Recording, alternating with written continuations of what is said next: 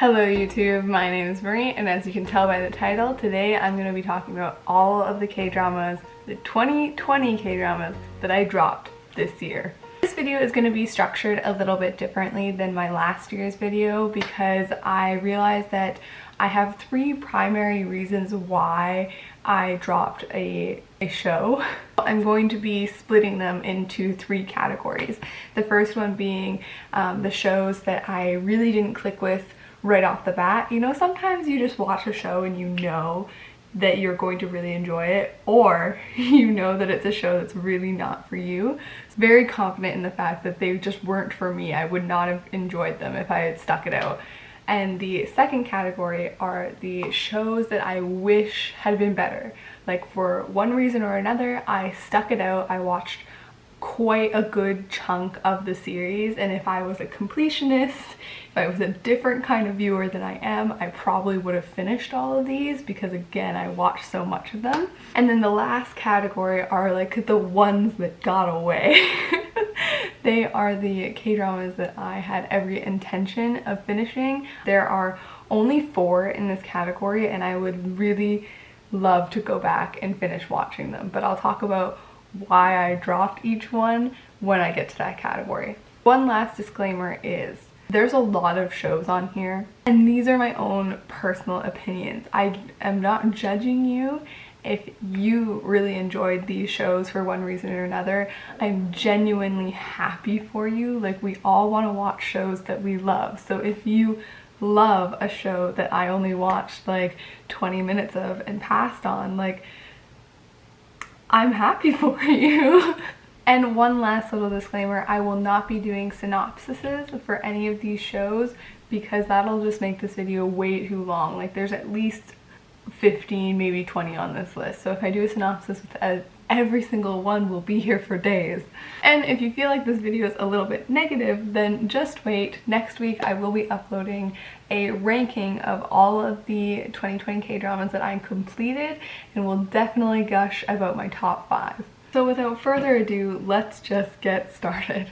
So category 1, the shows that I knew right away that I wasn't going to enjoy, and these are in no particular order.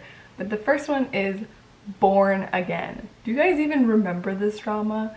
I think it slipped under a lot of people's radar when it was even airing, and it had to do with like a reincarnation plot or something, and that aspect definitely drew me in. I love reincarnation plot lines and the whole like dynamic of everything, like the tragedy of their past lives. I thought was going to be really dramatic in their current lives and stuff, but it just had this really weird vibe to it. Like, for much of that show I just like sat there and was kind of uncomfortable. So I remember I started watching it with the intention of doing a first impression, but couldn't even get that far, so I didn't even watch more than 3 episodes. Memoryist was fine. I really enjoy the male lead. He's the reason why I started watching it. I thought the premise was kind of cool, but I didn't watch very much of it because it's one of those like 3 stars, just like mediocre, okay kind of watches, so I was very easily distracted by something else that I thought was better. Next, I have Record of Youth. I tried to watch this first episode like 3 or 4 times and I just could not get into it. Like, I would watch it in like 10-minute chunks, and I just really didn't like the delivery of the script. It just felt very young. Like, it felt like very young. Next, I have Do Do Sol Sol La La Sol, and I dropped this one for a very similar reason as Record of Youth, being it just felt too young for me. And I do really enjoy like preteen stories and like coming of age stories, but the difference is when characters are young but the story is still intelligent versus when the story itself is young. I think Do Do Sol Sol La La Sol would have been something I really enjoyed when I was still in high school. Then Backstreet Rookie, and this one, Backstreet Rookie, might be my most disappointing watch for 2020 because I love the lead actor. I was really excited to see him in something else. Like, I remember waiting for so long for him to come out of the military and then to be disappointed last year by Touching Me Softly. Was that what it's called? The one where they're like frozen. And then this one came out and it just was so problematic in a lot of ways. It wasn't clicking for me, like the humor wasn't funny. I was really just put off by the characters. Yeah, like the whole thing to me was just such a dumpster fire. Then I have Zombie Detective. I dropped this one because I was not a fan of our female lead. And so I believe I watched 2 episodes of Zombie Detective and I really loved everything to do with the zombie. Like the male character, his internal monologue, him like practicing how to be human again because he's a zombie. I just thought the whole thing with the zombie was lots of fun, but then as soon as it cut to any other character, I was so put off. The last one in this first category is Search. I think I only watched 1 episode of Search and it was definitely creepy. Like I watched it and I was put on edge, but I just wasn't in that mood. So who knows, maybe in the future when I am looking for more of a creepy watch that's not very often, I might come back to Search. But 2, this will be my controversial category. These are the shows that I wish had been better. The first one is Private Lives. I think I watched half of Private Lives, or maybe even a little bit more, and that is because I was getting like whiplash with this show. Like 1 episode would be so painfully boring and then the next episode I would like see the glimmer of potential again, but it never like really took that one last step to make the whole show good. So like it was just, I wanted off the roller coaster ride. Then we have Was It Love. Now I did a first impression for Was It Love, and that first impression I expressed that like it's a really, to me, it's a middle of the road, again a 3-star kind of meh show, but I was captivated by the love square. Like I really wanted just to know who baby daddy was and who she was gonna end up with in the end. And then I did watch like I think 1 or 2 more episodes after that first impression. Because there was not much about the show that actually drew me in, I was able to find something else and forget about it. Now we're gonna talk about More Than Friends. If there was a show that disappointed me more than Backstreet Rookie, it might be More Than Friends, because I loved the first chunk of episodes and then really enjoyed the middle part. And then if you've seen the show, as soon as that friend from overseas comes into the picture, it was this instant switch within me. Like I like my stomach turned. Like as soon as it happened, I was like, no, don't do this to me. And then I dropped it really quickly after that. I think I maybe watched 1 episode or a half a episode with this new character introduced and I was like, you killed it for me. Moving on to King the Eternal Monarch.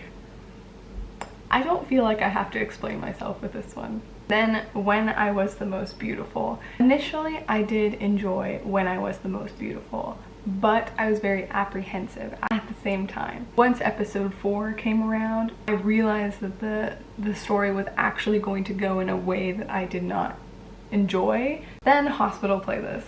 This was one of the You Pick and I'll Watch shows, and so I watched 3 episodes, maybe 4, it might have been 4. It was a struggle for me to get through. I found it really quite boring, really draggy. Overall, I was just disappointed that it didn't live up to the hype. Then another You Pick and I'll Watch being Hi Bye Mama. Again, I watched enough to do a first impression for this one. For me personally, there was more cons than there were pros, so I did end up dropping it after doing the first impression. Lastly, World of the Married. It just made me so anxious to watch. Like the viewing process was not enjoyable. Sorry you guys, I had to switch rooms because my landlords were starting to work on like the water heater that's in the room like behind the door there that I film in front of. That is not my area, that's the landlord's. So where were we? Okay, yeah, we were wrapping up with World of the Married, and I didn't like the characters and it also made me too anxious to watch. Moving on to category number 3, which are the ones that got away. These are the shows that I kick myself for not finishing. That is because I was watching them as they were airing, and I just have such a bad track record with finishing currently airing shows. Like, the watching week to week is so hard for me. So first one came out fairly early in 2020, being I'll Come to You When the Weather is Nice. This one was just so charming, and I loved the characters actually, and I loved the plot and the setting, and I loved so much about it. Like, so many people who have left comments on that video say like, oh, I really hope you finished it, because if you stopped there, that's a shame. Like, so many people who comment on I'll Come to You When the Weather is Nice, my first impression, say how good it is, and so I'm like, I'm missing out. I have to circle back and finish it. Then How to Buy a Friend. Now, unlike I'll Come to You When the Weather is Nice, How to Buy a Friend doesn't receive a lot of traction in the comment section. It was definitely a sleeper show, but I thought those first couple episodes were so engaging, so exciting. But again, I dropped it for a similar reason, where it was a currently airing show and I just got distracted. You guys are gonna give me such grief for this. It's okay not to be okay. I think I might have only like 3 or 4 episodes left to watch, but again, because it was currently airing, something happened where I probably wanted to wait a week, let a couple episodes collect so that I could binge a few, but then in that time frame I just found something else to watch and then just didn't circle back. I can't watch currently airing shows. Lastly is Tale of Nine-Tailed. I only have a few episodes left, and this would have been one of those shows that was currently airing that I actually managed to watch the whole thing.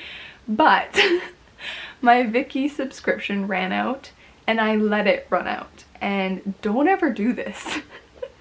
We're gonna go on a side tangent here. Don't let a subscription that you signed up for years ago run out. Their charges have changed. 3 or 4 years ago, when I first subscribed to Viki, it was like $40 for the year.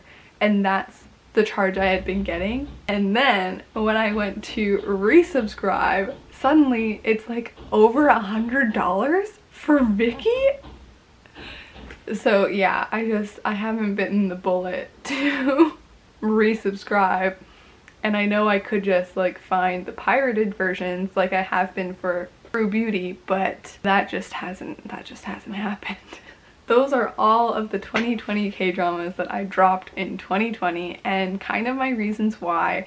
Let me know some of yours down below. Specifically, I'd love to know which disappointed you the most. Mine were definitely like Backstreet Rookie and More Than Friends. I was really disappointed by those two.